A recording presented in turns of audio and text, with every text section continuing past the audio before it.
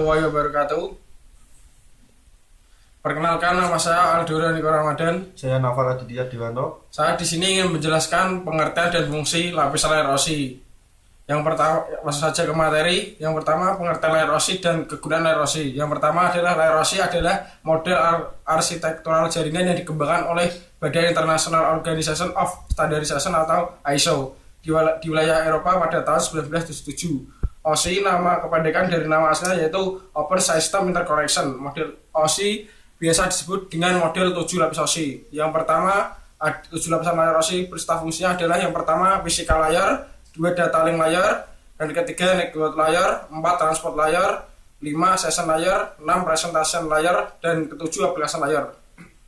Untuk physical layer yaitu bagian OSI berupa physical layer berfungsi mendefinisikan media transmisi jaringan, metode pensinyalan, sinkronisasi bit, arsitektur jaringan atau seperti halnya Ethernet atau token ring, topologi jaringan dan pengabelan. Selain itu, level ini juga mendefinisikan bagaimana network interface card atau NIC dapat berinteraksi dengan media kabel atau radio. Yang kedua ada data link layer, yaitu bagian data link layer OSI berfungsi untuk menentukan bagaimana bit-bit data dikelompokkan menjadi format yang disebut sebagai frame. Selain itu, pada level ini terjadi koreksi kesalahan atau flow control, pengalamatan perangkat keras atau seperti halnya media akses atau MAC address, dan menentukan bagaimana perangkat-perangkat jaringan seperti hub, yaitu bridge, repeater, dan switch layer 2 beroperasi. Spesifikasi IEEE 802 membagi level ini menjadi 2 level anak, yaitu lapisan logical link control atau LLC dan lapisan media access control atau MAC.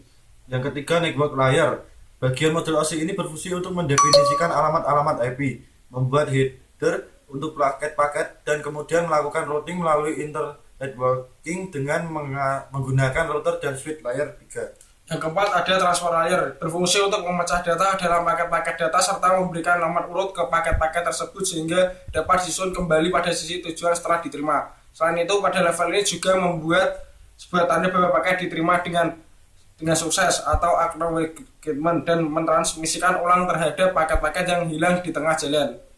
Yang kelima, session layer, berfungsi untuk mendefinisikan bagaimana koneksi dapat dibuat, dipelihara, atau dihancurkan. Selain itu, di level ini juga dilakukan resolusi nama. Yang keenam ada presentasi layer, berfungsi untuk mentranslasikan data yang hendak ditransmisikan oleh aplikasi ke dalam format yang dapat ditransmisikan melalui jaringan. Protokol yang berada dalam level ini adalah perangkat lunak redirector atau redirector software seperti layanan workstation dalam Windows NT, dan juga network share atau semacam virtual network computing atau VNC atau remote desktop protocol atau RDP. Yang ketujuh, application layer, berfungsi sebagai antarmuka dengan aplikasi dengan fungsionalitas jaringan, mengatur bagaimana aplikasi dapat mengakses jaringan, dan kemudian membuat pesan-pesan kesalahan.